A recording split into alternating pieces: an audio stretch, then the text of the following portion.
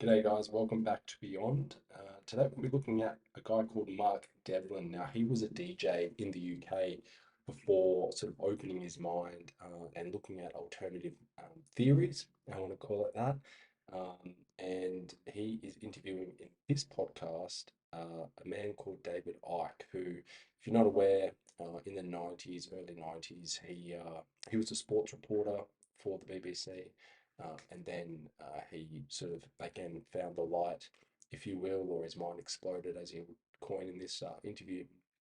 Um, that we've got so much that we don't actually know about why we're here, who created us, and how do we get out of this so-called reality, or some even say matrix. So I think this interview does go for quite some time. I think it's like 52 minutes or something like that. But I think it's really important that if you haven't gone into this sort of research or haven't sort of yet to open your mind on things, I think this is a good place to start.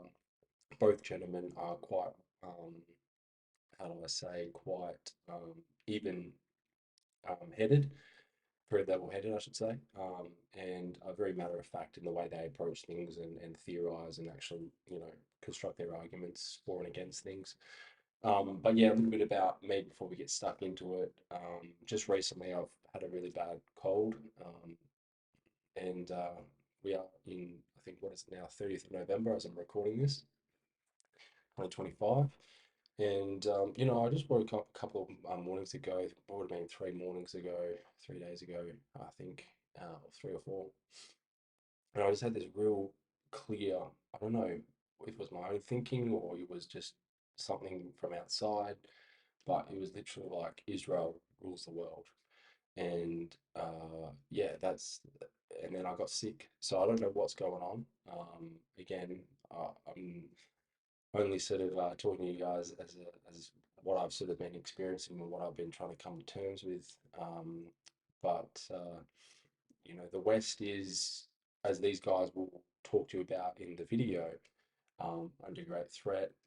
It's run by a so-called group of people, but again, we don't want to limit it. It's much broader than that. It's a network of groups of people, and yeah, we'll find out in this interview.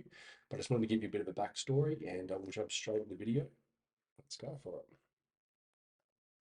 Welcome back to Good Vibrations. And my guest today is really someone that needs no introduction because if you don't know who he is, you've not been paying attention. So I just say, welcome back to David Icke.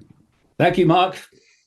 You were actually the first guest on this podcast when I started it in 2011. Whoa, And I don't know if you remember, but it was Zagreb, Croatia. I And do. yeah, I do. done one of your all day talks. And I met you in a hotel the following day. And we spoke about the music industry and various conspiracy stuff. And that kicked off this whole series. And there was a woman that had baked you or made you some jam, as I recall, some homemade jam, and she brought you I, a gift. I remember that. yeah, well, that's one of the nice things about the last 35 years, coming into 36, is the number of people that, say, you helped them on the way or you were in at the start or something like that. Because, the more people who genuinely get what's going on, and it ain't everyone in what I call the alternative arena, um, but they are so important, and the more of them we have, the better. And if I could have helped anyone on the way, that's fantastic. Sure. And we also spoke in 2013, came to see you on the Isle of Wight. And on both occasions, we got into conspiracy, truth, current affairs type subjects. Right. But I want to have a different type of conversation with you today.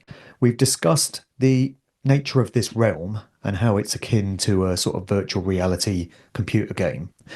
But I would like to get down to what kind of force or entity could have created it in the first place. So this is what people would call God. And I've been doing a series of videos for the past year plus, which I've termed my God series. They've upset a few people, but I'm just asking questions. And I think Oh, you if mustn't we do that. exactly, It's a crime. I think if we're really honest with ourselves and we look at the evidence all around us, we would have to conclude that this realm has not been created for our benefit, for our soul's evolutional growth, which is 100%. this popular idea that we've got in recent times.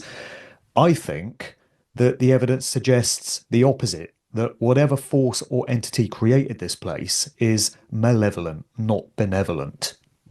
So some people would stick labels on it and call it the demiurge in the sort of Gnostic tradition. Some people would say it's Satan or Jehovah. There's all kinds of names you can give to it. But what are your thoughts on the true nature and intent and motives of whatever force created this place in the first place? Well, what I found interesting in the course and the sequence of my life is how I've reached conclusions from many various different sources and observations. And then I come across things like the Gnostic writings that are talking about the same thing. And what I'm always looking for is areas of agreement, patterns of agreement, where you, and obviously you've got different belief systems and different ways of seeing the world, ancient, modern, but never mind the things they don't agree on. What do they agree on? What are the common themes of agreement? And one of them is very, very clearly that there is a non-human force operating in the hidden that's manipulating human society malevolently. And you've said some of the names. I mean, you've got Satan, the devil in Christianity. You've got Shaitan in Islam. You've got the Yalda Bayoth stroke demiurge in the Gnostic belief. And on it goes, all around the world, obviously in different cultures under different names. And the idea, I concluded this a long time ago, the idea when you travel the world and you see the shitholes that people live in, the unbelievable life experiences they're having trying to survive another day.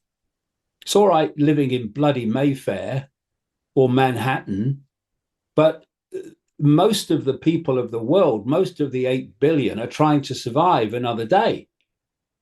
And so you conclude, not not without understanding the sense of that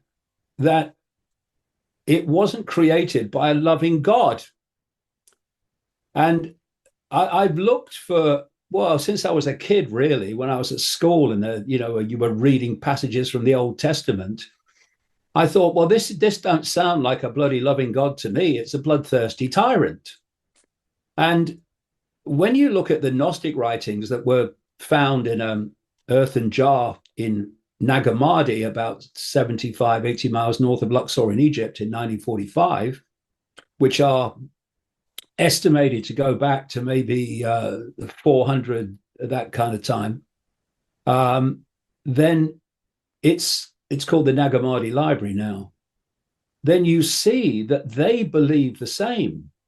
And if you look at the history of the Gnostic tradition, the Gnostic belief system, wherever it got any kind of center, I mean, the Cathars in southern France were the Gnostic tradition. Wherever it got a grip on people's attention, the Roman Church moved in and destroyed it horrifically, often, like at the destruction of the Cathars in 1244 AD at the castle called Montségur in southern France. And it was thought that the Gnostic beliefs in any kind of detail disappeared pretty much then. But in this earthen jar, they came to light. And what I find interesting is they, first of all, say that this reality is, quote, a bad copy of prime reality, like a digital holographic copy of prime reality. And that it was created by what they call Yaldabaoth, which I take to be a consciousness, state of consciousness, which is basically a consciousness distortion. You think of balance and harmony and then think of a distortion. Well, this Yaldabaoth is the distortion, the schism, if you like. And all around the world, you find these common themes, like the Native Americans have a concept of what they call Watiko, which they call a mind virus, which is a distortion. It's a schism. And if it locks into the human mind, it turns the human mind into an expression of it. And when you look at the chaos that we call human society, an upheaval, it mirrors how this consciousness is described in different names, not just the Gnostic name, but others. They translate as the foolish one or the foolish God, because it's not very bright, but it does have an understanding of reality that it keeps from humans, and so it's immediately in a very powerful state of control, purely by what it knows compared with what it allows humans to know. This is why they want to keep the nature of reality from us and park us in a religion or park us into a scientific, ludicrous idea of some big bang that exploded from a single kind of atom and created everything from the environment to Ethel on the checkout. It's just ridiculous, really. But they don't want us to go down this road that we're chatting about today. And the Gnostic stories say that Yaldabaoth then created expressions of itself, almost like Agent Smith software downloads of itself, which they called archons, which is Greek for rulers. And the archons then created downloads, which they call demons. And so you have the same kind of theme again. Christianity talks about Satan and demons. Islam talks about shaitan and jinn. And Gnostics talk about Yaldabaoth, the demiurge, and archons. And this grouping, these expressions of the same schism, were those that created this simulation as a bad copy of prime reality, or part of prime reality anyway. And so you can start to appreciate why this world is as it is.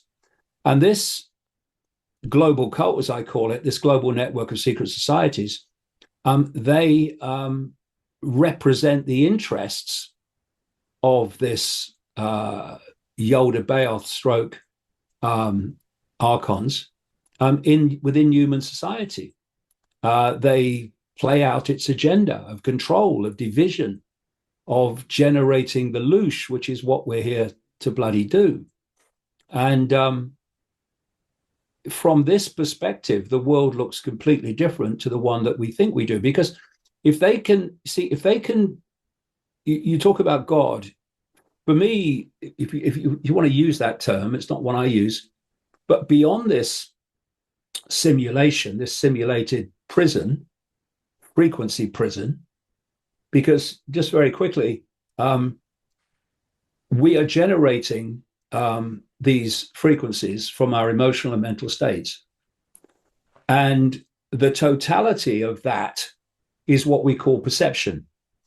So we are actually a perception field. And that perception field is vibrating to the frequencies represented by the perceptions.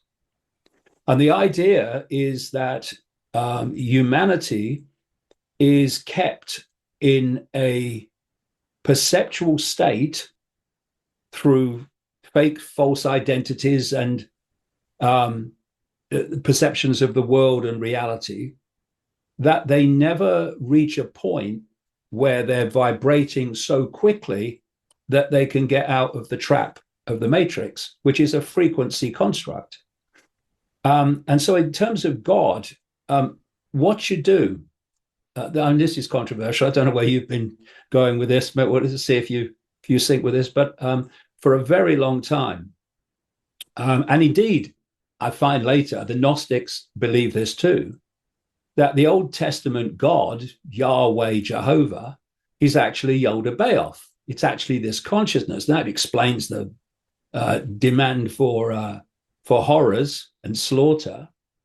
And what I say Genesis is describing symbolically, very symbolically, with the 7 days and resting on the Sunday and everything, is this Yoda Baoth consciousness creating the matrix.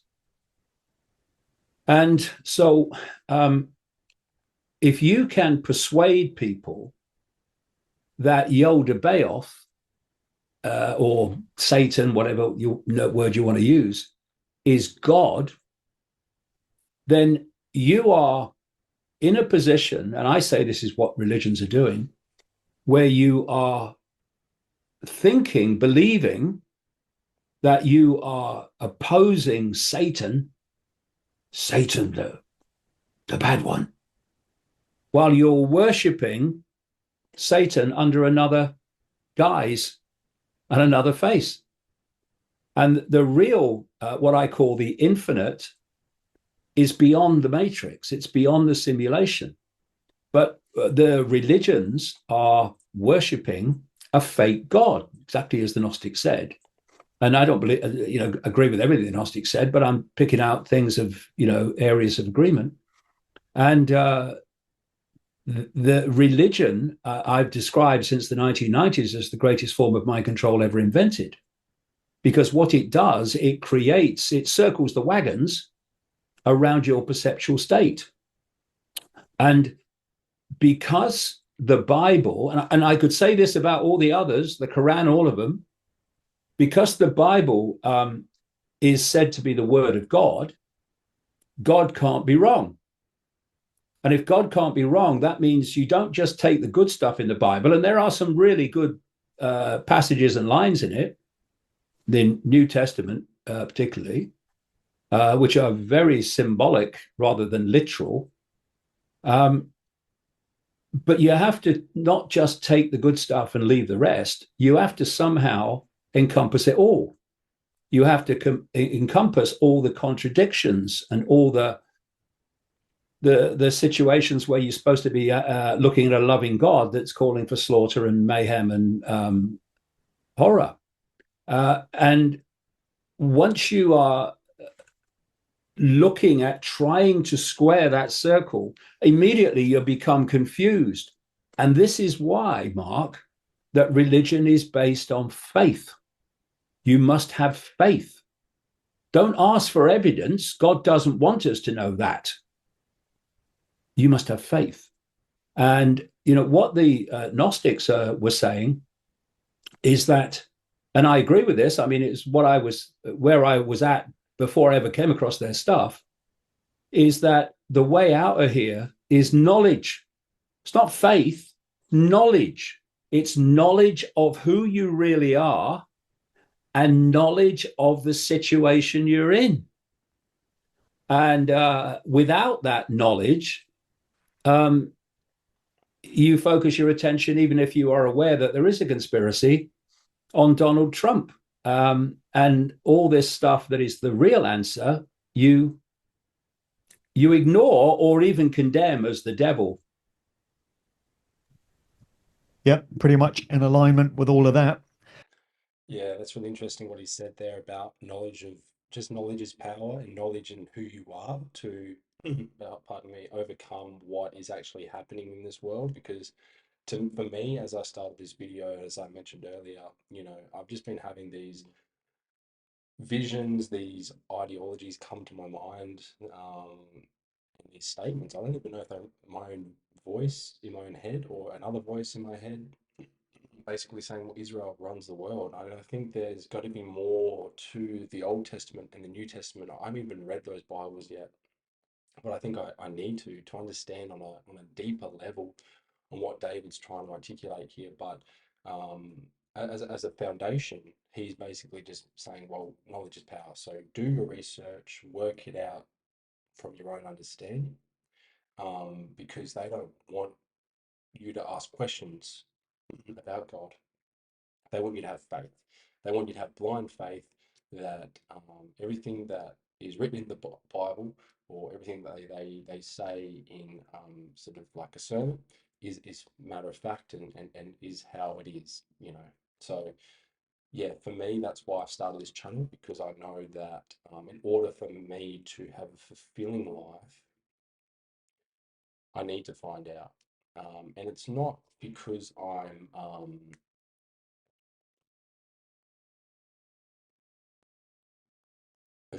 I'm trying to fulfill an undiscovered desire of mine. It's basically just to know, well, there's got to be more, and I feel like we've been lied to. And it all starts from school, which I don't know if they touch in this interview, but school is programmed us to think a certain way, to behave a certain way, and to not ask questions. But as I've gotten older, I've wanted to ask more questions, and I've found that I've been having to try and unlearn what I've learned through high school to become more quote unquote enlightened of the reality that we actually live in. Couple of questions here which are related to each other. So you made an interesting reference there to this reality being a bad copy of prime reality that was there before it. So does that mean that prime reality is still out there somewhere and can be Yes. experienced? And what might that look like? Is it like this one, except without all the horror and the mayhem? And also, if we accept that this realm was created by a lesser god, demiurge, call it what you will, where was the original God of creation? I know you don't like the word God, but the consciousness, the original creator consciousness, when this bad copy, this hell world, was being created, and why didn't it intervene to stop this house of horrors from being created in the first place? Yeah, well, it's a question I've asked many times. The second one. Well, what I gather, and again, what I've done is pulled together all these different concepts, ancient, modern, and you make conclusions on them. You make conclusions, for instance, on what people say who say they can remember the incarnation process. They see. I've gone into this in my. I've just finished what I call my reality trilogy: the trap, the dream, and the reveal. And in that, I talked to a lot of people and watched a lot of accounts of near-death experiences and what have you. But also people, and they're much rarer, who say they can remember um, the incarnation process, which, by the way, sounds very technological, not spiritual. And they say the reason that we don't remember past lives, although in the reveal, particularly, I feature a guy called Ian Stevenson, a psychiatrist who spent, Canadian American psychiatrist, who spent most of his career investigating reincarnation and talked to thousands of children who said they could remember, and they could remember fine detail of previous lives. In a number of cases, those people they said they knew were still alive, much older, obviously, but were still alive. And he set out to debunk what they said because he was a He was a researcher. You don't set out to prove it, you set out to debunk it. And then by debunking it or failing to, you prove it. And he came across the most extraordinary confirmations of what these little kids were saying in all over the world. I remember one I mentioned in the reveal where there was this little boy who said that he was married to a woman who was still alive somewhere else, another location he'd never been before. So they take him there, and he starts talking to the wife, who's now obviously much older, as if she's still his wife. He's a little kid. And then the family say to him, well, if you are, you say you are, where's the will? We could never find your will. And the kid walked into the kitchen, pulled up his floorboard, and there it was. The stories that Stevenson found of correlations like that were just amazing. So it's something I concluded a long time ago. Reincarnation is real. But as you've said yourself, I couldn't buy for a second that reincarnation is about learning lessons to evolve and karma and all this stuff. I think that's nonsense. I think that's part of the trap.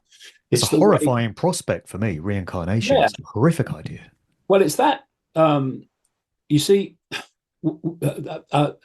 just go off on a slight tangent again, but what I found, Mark, is that the way this reality operates, the human reality, is very much in line with how the astral, as it's called, reality works, which is the afterlife. Oh, it's the afterlife unless you get out the bloody matrix. Then it's a very different afterlife. But because of the focus on authority, if you look at the human experience, from the moment you come into this world, you're faced with authority figures, parents to start with, then a teacher, and on it goes, then the boss. And you basically realize that if you obey authority, then it's a lot less hassle than if you oppose it or refuse to obey it. That's so true. And that's what I was mentioning just earlier about, when you come into this world, it's all about obeying authority, obeying the police, obeying your parents, obeying your teacher, obeying your boss. The list goes on. It's a never-ending cycle. Because you want some proof. Thank you very much. I'm not doing it just because you say it. And so people get into this, locked into this perception of obeying authority. And not only that, but looking to it to tell it what to think. So, we have this thing in this human world called experts. Experts are just repeaters of the official version of everything. So they often find, or you often find, they know nothing. They're just repeaters. But because they're experts and they have letters after their name and they're called a scientist or a doctor or something, people look up to them for guidance, for knowledge, for what to think, how to see things. And when you leave the body and you watch these accounts and read these accounts of near-death experiences, when they leave the body, they are bewildered. That's a key theme. It's like, where am I? And you say, okay, but you believe in reincarnation. Oh, yeah. Then why are you bewildered? You must have experienced this endless times. Well, the reason they're bewildered is because of something I was going into, I'll go into it now, which I call the mind wipe. When I've talked to these people that can remember their incarnation process, they talk about coming in through an electromagnetic field, which basically wipes their mind. It wipes their memories.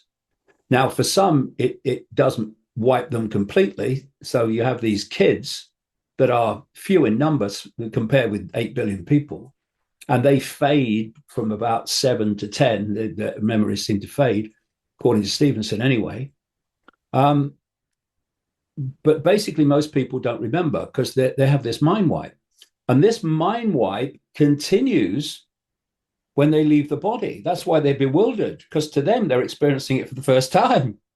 And then they go up this tunnel. And this is the point I was making about authority, is you're in a bewildered state. And then along, out of nowhere, comes your religious hero. Maybe it's Jesus. Maybe it's Muhammad. Maybe it's a loved one. Maybe it's a spirit guide. Maybe it's an elder with a long beard. And all these near-death experiences talk about these things in enormous number. And if you're a Christian and when you leave the body, Jesus appears, or what appears to be Jesus, that's the point. I explain all that in the books.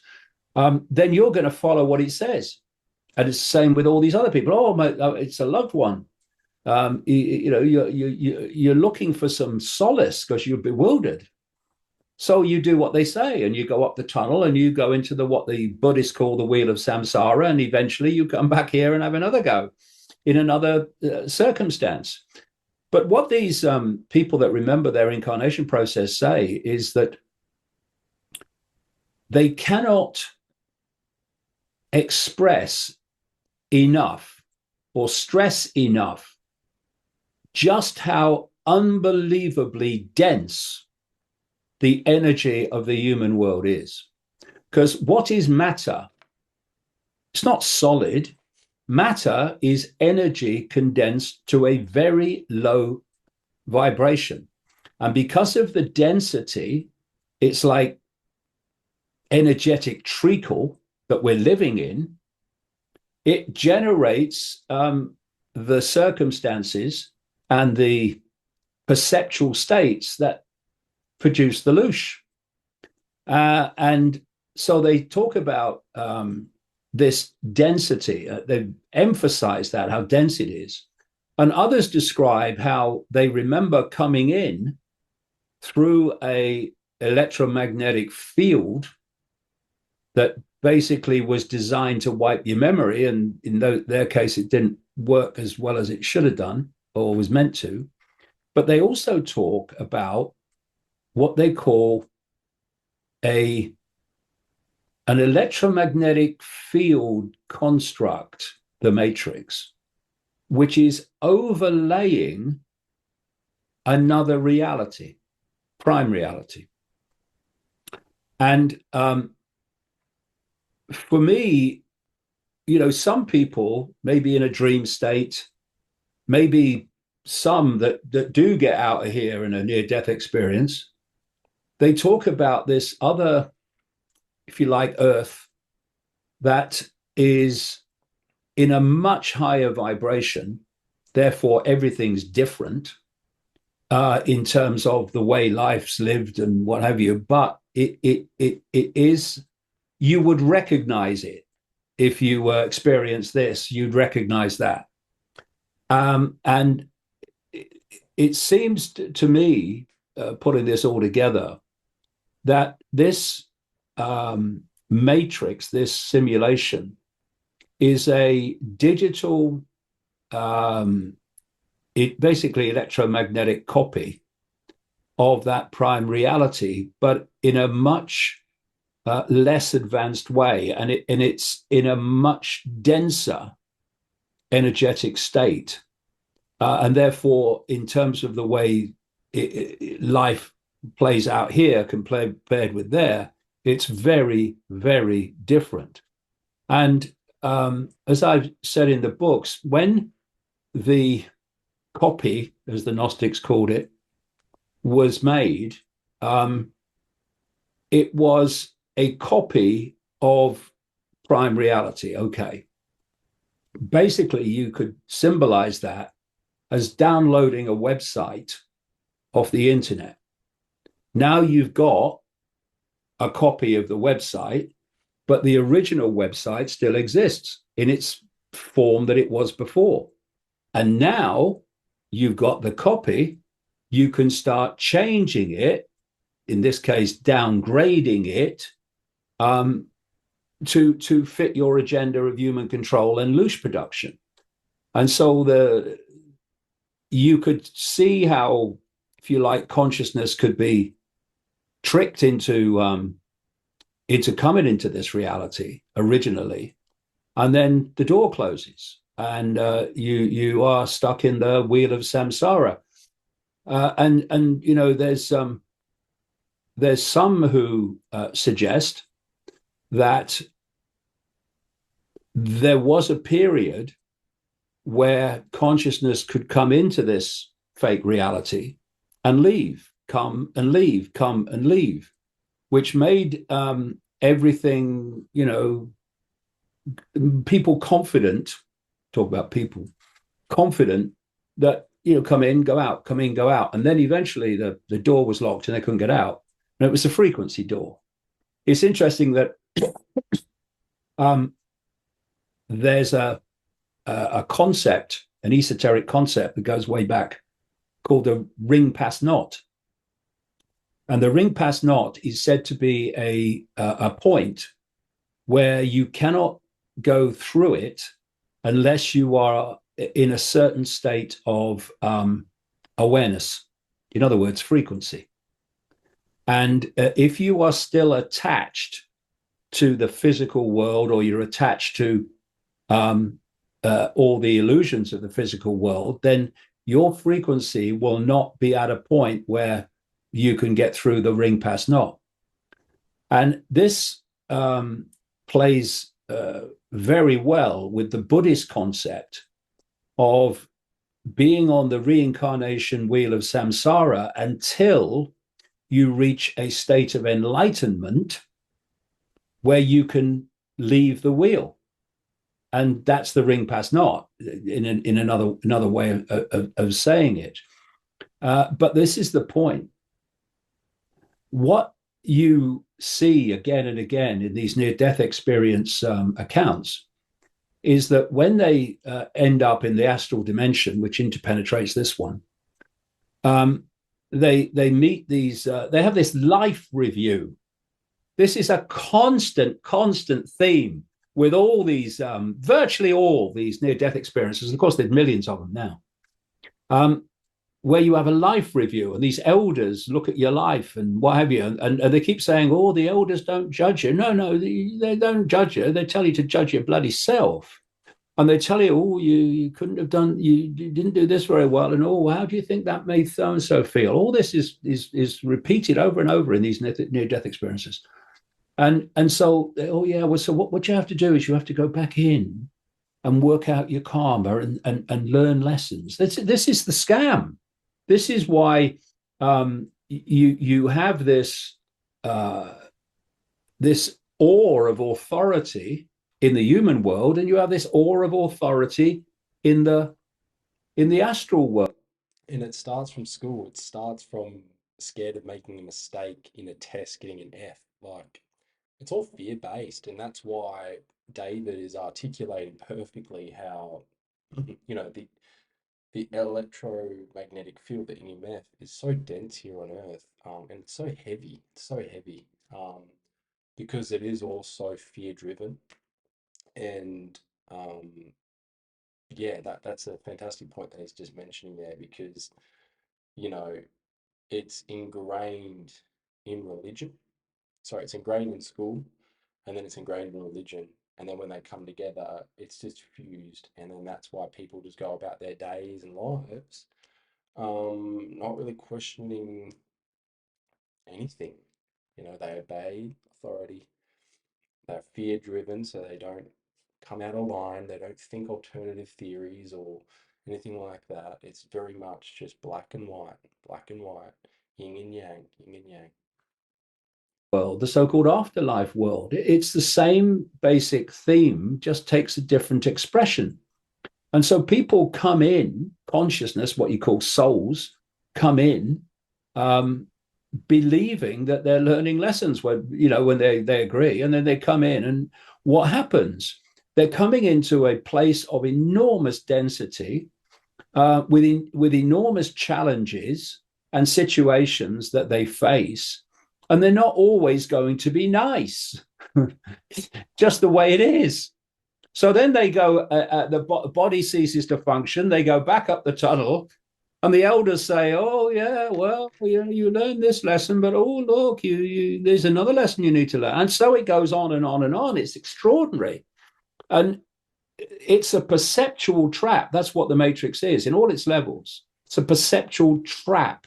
It's getting you to believe something so that you stay in, first of all, you stay on the wheel of samsara, but you stay in the human world or out of it in a vibrational state that means you can't leave the matrix.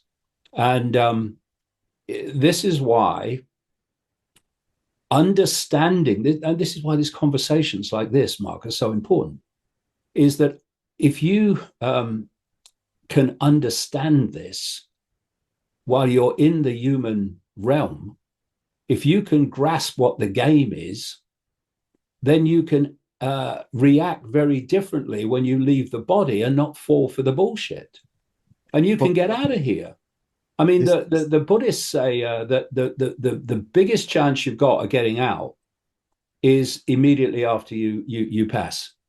And there are people who've perfected ways, or say they're perfected ways.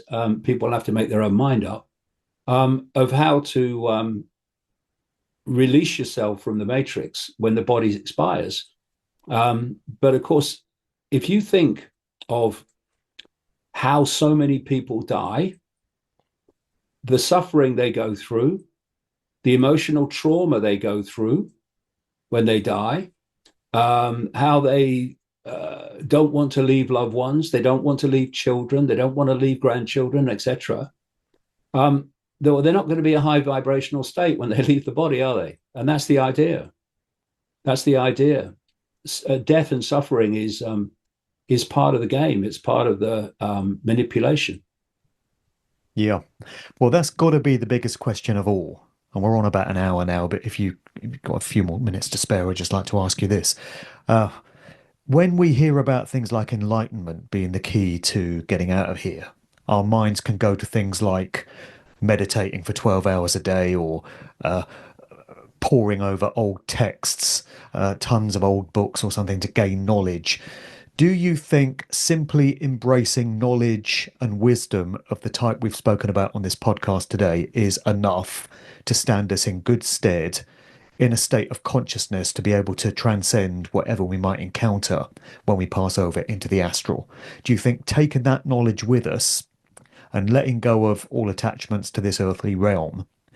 And I think of things like I used to be a DJ, so I've got a huge record collection, and it used to mean so much to me. But in recent times, I've been really letting it all go. I've been selling a load of them actually, because I don't want that to be something that keeps me attached in any way to this physical world. So I think letting it go is quite a healthy process. But do you think the knowledge alone is enough to stand us in good stead to get our way out of here? Yeah, that's really interesting that he mentions that possessions keep us tied. You hear about people that pass that get attached to their favorite, I guess, smoking pipe, their car, their even their house. That's where you get haunted houses.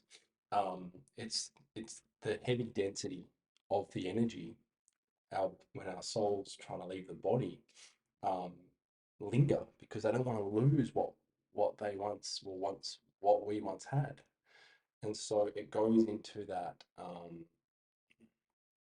energetic shift where it weighs on us, and that's why they want us to consume, because they want us to be tied to this realm. But the less that you do own, in a weird way, the easier it is to cross over. And I know that's hard. It's easy to say that and harder to act on it. But that I mean, you'll see what David says here. It's actually quite fascinating. Yeah, not knowledge in two ways. First of all, when I had my head explosion in 1990, the only arena that wanted to know me in any way, shape, or form, because bridges were burned, like a nuclear explosion in my life, was the New Age arena. And so I looked at that, and I'm glad I did. And I experienced it, and I observed it. And what I found was the explanations for enlightenment were incredibly complicated. And you had people making presentations, and they made it sound ever so complicated. And it's like, I must go and see a guru, I must go and do this and all this business. I must drink green tea, and and I've got no problem with that. People must do what they want to do. What I'm saying, and what I've said all along, is it's not complicated. And knowledge is the key. Knowledge, of who you really are. Because what they want us to do, one of two things. Ideally, identify the I with the body and the labels of a human life, the I am R's, as I call them. I am R this, I am R that, I am this job, I'm that job, I'm this race, I'm this religion, whatever. I am R's. So who you are becomes not who you are, but what you're experiencing, and you confuse the two. Then if you can't, they can't get you to buy that, then they want you to believe you're a soul. Because the soul is simply the energetic, quote, body that operates in the astral and the matrix afterlife. So if you're a soul, well, that's fine, because you're still believing what you are is in the matrix. But what we really are is, these are just words. I call it spirit. You are a state of awareness. You are a state of being aware. You don't have a form. You are a state of awareness. And ultimately, you are connected, attached to all awareness. And note that it is blasphemy to indicate that you are an expression of God. You can't say you're God, that's blasphemy. You're just here and God's up there, right? You can't do that. And this is all part of the game. It's all part of the perceptual game to keep you in ignorance of the true nature of self. We are emanations of the infinite. It's what we are. We are the infinite. We're not in a state of infinite awareness because of this and all the manipulation, but that's what we are ultimately. And if you can self-identify with that, not just conceptually, this is the point, Mark, it's not just conceptually. Yeah, I intellectually get that. You live it, you know it, you completely integrate it. It's what you are. And then there's the knowledge of the situation you're in. So that, genuineness without being streetwise is a manipulator's party trick. Loads of genuine people manipulated to hell because they're not streetwise. So knowledge of who you are, but also knowledge of the situation and how the manipulation works. That when you leave the body, these characters are going to start to appear to get you up into the wheel of samsara, and you're not having it. The idea is not to go into the astral, it's to go through the astral and out.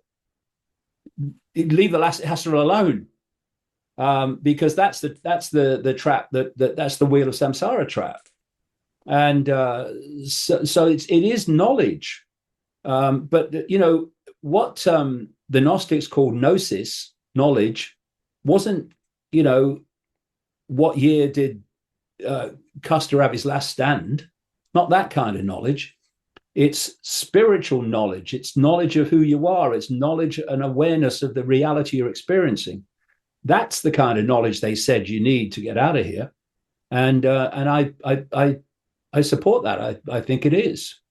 And it's, like I say, it's a long way from Trump or Harris. And this is the point I've been making over the last 18 months, 2 years. You are part of the trap. You are stopping people expanding on and on and on into the knowledge that will really set them free. So this is the thing about awakening. You can awaken to the fact that there's a conspiracy, and you can intellectually see it, or aspects of it. You can see the Swabs and the Gateses and the Faucis and all these people. But that ain't going to get you out of here. It's going to keep you in here, because although you can see the conspiracy, your frequency field is not going to change that much. In fact, it can get even more dense because you're so furious at what you're seeing. There's another kind of spiritual awakening. That's the real one, where you start to remember the true nature of who you are, and the real expansion of the situation that you're in and how you can get out of it. And I know when I meet someone, if they've had a spiritual awakening of the second type, or they've had an awakening of the first type. Immediately you can pick it up, not least because of the energy that's coming off them, and also the way they see the world. All these people in this hijacked alternative media, there's some fantastic people on the outside of it. They are entrapping people while talking about freedom. And that's what's going on in America, because this brings us round to current events. If you want to complete the job of entrapping perception so that it doesn't even question anything, including the nature of reality and who it is, then what you really want is to fuse the human body with AI, the human brain with AI. So AI becomes the human mind. So you can, what you think and what you feel emotionally is dictated by artificial intelligence. That's what you want. And you want the whole of society controlled by the artificial intelligence that you control. Now, to do that, you have to trash the previous world, the previous system. By the way, the system that you created and served you well up to this point, but now you're going to the next stage. You're going to the great reset of human society to transform it into a level of control, perceptual control, that in known human history, we've never even come close to. And the idea is that you come into this realm and you never even question anything, because artificial intelligence is doing your thinking. And if you want loosh production, then artificial intelligence just generates en masse the mental and emotional states that generate the loosh. And from your awareness, from your consciousness, what the Gnostics call the divine spark within, which gets entrapped and crushed and marginalized by all these different, quote, bodies, like the soul energetic field and the human energetic field of density. So that's what it's about. And what we're seeing in America now, with all these AI tech billionaires circling the wagons around Trump, is this unfolding. And Musk, who I wouldn't trust to tell me the time in a room full of clocks, is driving the demolition with Trump and these other guys, the demolition of the old system, not to set them free, not to set people free, they couldn't care less, but to open the way for unbelievable numbers of government workers being fired so that AI can replace them. That's what's going on. And this AI is, I've asked this question of people. So what is AI? Okay, this algorithmic AI, yeah. Then there's the AI that learns from information that's inputted into it. But what is the kind of AI that they want to connect to the human brain and the human form? It's an AI that represents this non-human force in the astral dimension. Your Yalda Baoth, your archons, whatever name you want to give it. That's what they want to attach to us. So then the whole perceptual state of humans will be the archontic state of perception, exactly what they want. And we're walking into it. And what I'm seeing is people who were pushing back on the AI agenda before Musk arrived are now cheering it on. And it's pathetic. And I won't stop calling it out because this is very dangerous where we're going. There's a guy called Ray Kurzweil at Google, a so-called futurist, strange man. And Ray Kurzweil has said years ago that by 2030, they'll be connecting humans to artificial intelligence. And in his words, artificial intelligence will then do more and more of human thinking until human thinking is basically negligible. He means deleted. And that is what is happening. It's already happening, never mind 2030, but that's when it will reach a considerable state of extreme and beyond it. And Trump is in position, possibly with Musk in tow, or Trump in tow with Musk, until nearly 2030, and this is the period that they want to instigate this AI control system, which is an archontic control system. That's what it is. And if you are in the body and you never think or question reality or the nature of who you are, then when you leave the body, you're going to go straight up the tunnel and the wheel of samsara is going to become locked in like never before. Yeah. Well, certainly a comprehension of secret societies and social engineering agendas and technological manipulation and these subjects, how these things work, are important. They have their place, but I Yeah. think they're stepping stones to the real knowledge, which is the true nature of this reality and what happens when we get out of it or how we might be able to get out of it. And my mother passed away a few weeks ago, and I got her to watch the videos that I'd done in my series up to that point in the hope that she would have armed herself with the knowledge and the wisdom that she would have needed to have transcended the soul trap, if that's what we encounter, Yeah. and to make sure she goes off to where she needs to be, a better place, you know?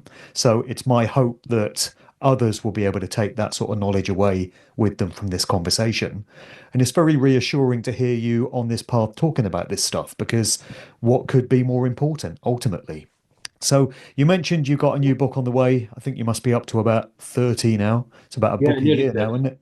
So what's the new book and when might we be able to Well, see that? well, it will be at the end of the year, but my latest book is The Reveal, which is the third in the reality. Yeah, David's written a lot of books, and it's just interesting to hear Mark Devlin there mention that his mother did pass away a week or two ago from recording this. It's one of those things that I know for myself that I've said, I don't fear death, but it's easy to say that now when I'm relatively young. When I get to 70 or 80 or 90 or whatever, and it actually does dawn on you that you don't really have that much time left, quote unquote. Um, it's interesting, yeah, what sort of mentality I will have then. And I'm sure I'll be still making YouTube videos or Rumble videos or some sort of documentation, because it's an interesting concept. But everything that David has said in this interview is absolutely pivotal. Now, if you've never watched David before, if you've never watched Mark Devlin, go and check out Mark Devlin's videos. He's got his own YouTube channel there. David Icke is back on YouTube. He was on his own channel called Iconic, which is his own sort of website, but due to COVID and the way that he spoke out on COVID and the vaccine, he was cancelled from YouTube. But now he's back. He had a 5 year, yeah, sort of ban on his account. But everything that he has said, this man, I love listening to him. He's probably one of the most easiest guys to interview because all you have to do is ask one or two questions and then he just goes and he just cooks. You know what I mean? He knows exactly what he's talking about. As he's mentioned, he's written like 30 books, which is just phenomenal since the 90s, early 90s. And he's a man on a mission and he's one of the forefathers of this, apart from, George Orwell and a couple of others that I can't think off the top of my head prior to him that were sort of questioning where did we come from? Why are we here? Who sent us here? What is the meaning of this so-called quote unquote life or this reality, this matrix that we're in? And how do we escape it once we do, cross over and go through the astral realm and eventually through that? So it's an interesting thing. If this is the only video you watch on a topic like this with David, please watch this one because this is fantastic in my opinion. He does go and cover a lot of other topics which you can see on his own dedicated YouTube channel. But I will be going through his videos throughout this year, throughout the end of this year and onto 2026. But I hope you liked it. I hope you enjoyed watching. Please feel free to like, comment, and subscribe. Really helps out the channel. I want to be doing this full time. So that's my goal because I do believe that I've been put on this earth for a higher purpose than working a 9 to 5. All right, guys, I'll see you in the next video. Take care.